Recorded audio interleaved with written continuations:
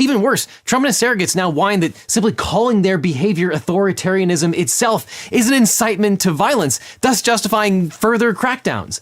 This is the logic of a wife beater. This is gaslighting on a national scale. And early in Trump's second term, we were asking, is this a constitutional crisis? Well, yeah, it was. But the constitutional crisis is over. We lost. Trial courts have fought valiantly, but the Supreme Court has repeatedly abdicated its role and handed over unprecedented power to the president. Not any president, certainly not a Democratic president, but to one president, Donald Trump. The Supreme Court will not save us.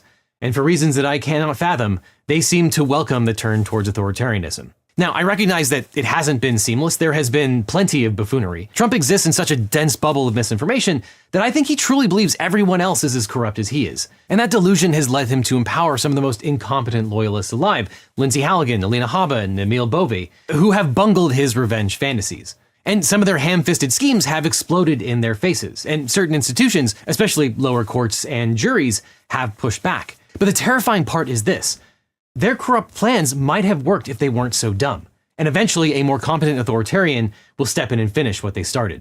As Professor Nicholas Grossman put it, in normal democracy terms, we're in bad shape and things are getting worse. In consolidated authoritarianism terms, we're doing pretty well as the regime is haphazard, meeting resistance and growing increasingly unpopular. And I think he's absolutely right, but I'm not confident that that will still be true 3 years from now.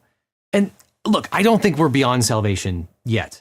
We do still have a choice. But 3 years from now, a whole lot of these bastards are going to need to go to jail. There will be enormous political pressure to just move on and pretend like this never happened, arguably like President Biden did after 2021. But authoritarianism is like cancer. Ignore it and it spreads. Pretend it's gone and it comes back worse.